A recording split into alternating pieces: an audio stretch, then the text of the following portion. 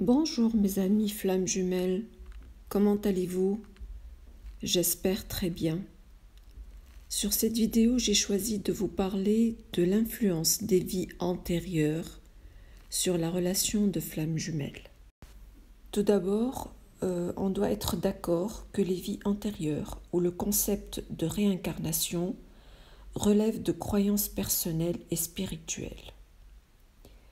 On croit que les flammes jumelles peuvent avoir des vies antérieures qui ont influencé leurs relations actuelles, du fait qu'ils peuvent être réunis dans différentes vies avec des expériences et des leçons non résolues, créant des défis et des obstacles à surmonter pour atteindre une union complète et équilibrée. La croyance en la réincarnation et aux vies antérieures peut fournir un cadre pour comprendre les dynamiques complexes et les défis qui se présentent dans ces relations. Alors y a-t-il une relation entre les vies antérieures et les schémas répétitifs que vivent les flammes jumelles dans leur vie? Alors oui, c'est possible. On pense que les schémas répétitifs dans nos vies peuvent être liés à des expériences passées non résolues.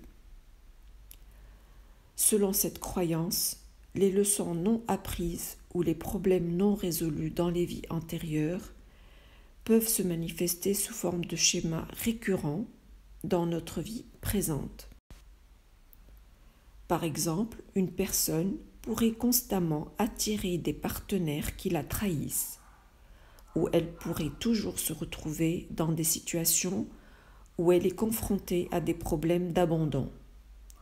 Selon la croyance en la réincarnation, cela pourrait être dû à des expériences de trahison ou d'abandon non résolus dans une vie antérieure qui se répercutent dans la vie actuelle jusqu'à ce que la leçon soit apprise et que le schéma soit brisé.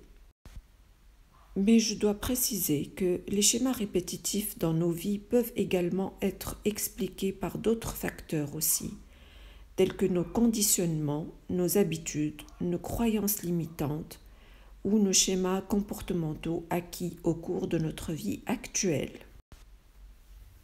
Donc il est toujours utile d'explorer nos schémas répétitifs et d'essayer de comprendre leur origine, qu'elles soient liées à des vies antérieures ou non.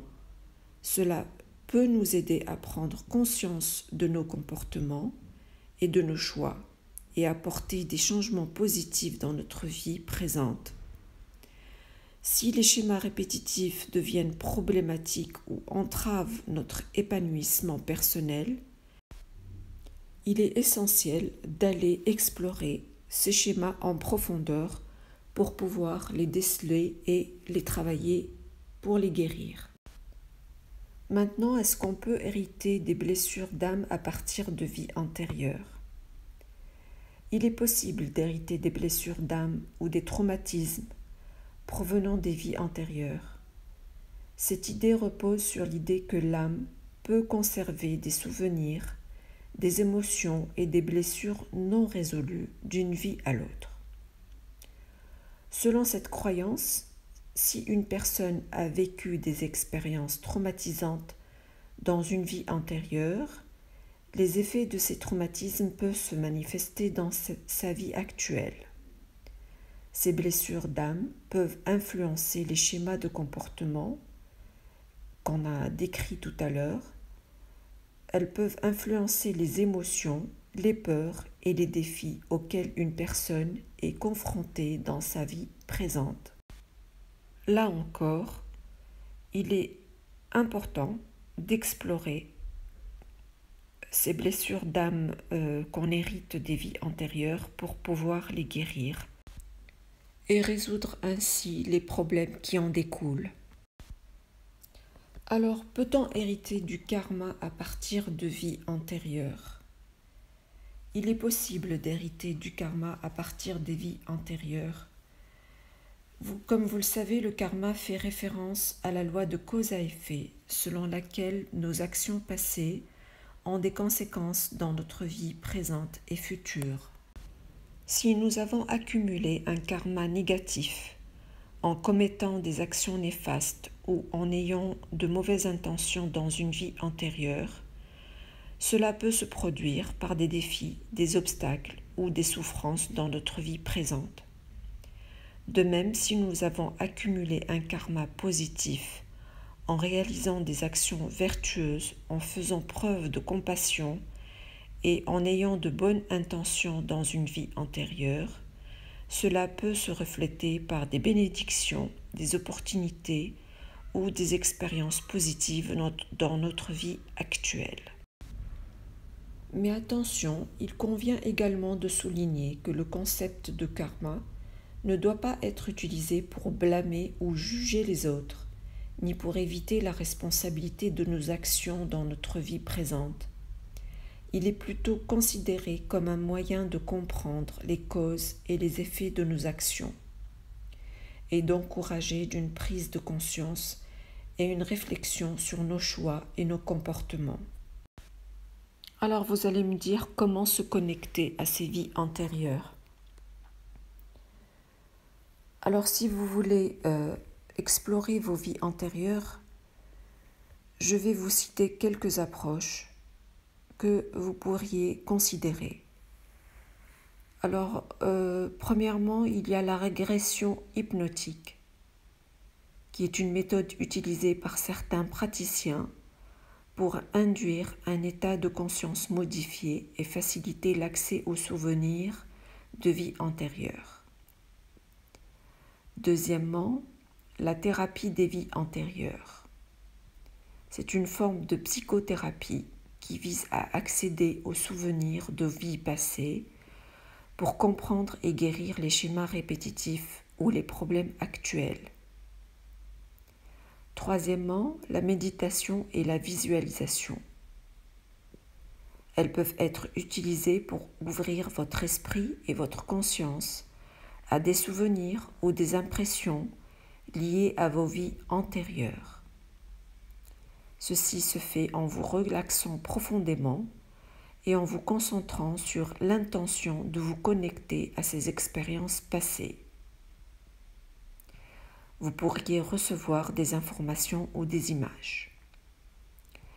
Quatrièmement, ça peut être à la suite de rêves et intuitions. Parfois, des souvenirs de vie antérieure peuvent émerger spontanément dans vos rêves ou à travers des intuitions.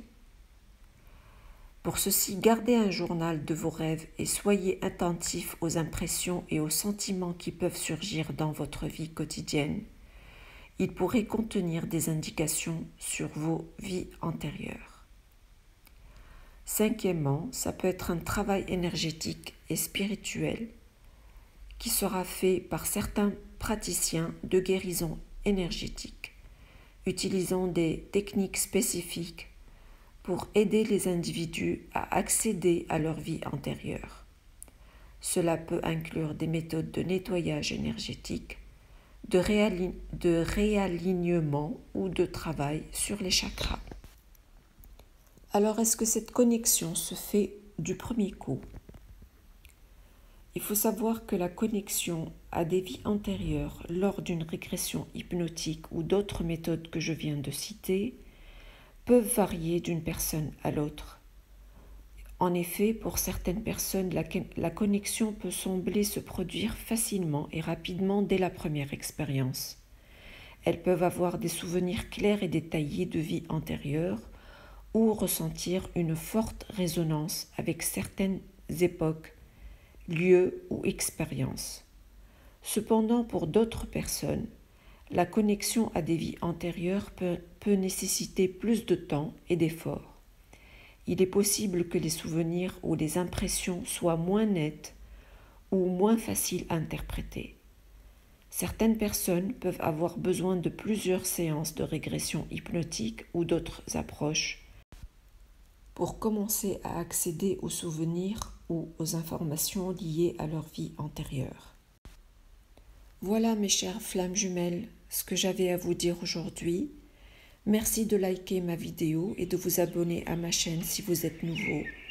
Comme ça, je pourrai vous envoyer plus de vidéos parlant d'autres thèmes. Voilà, merci et à très bientôt.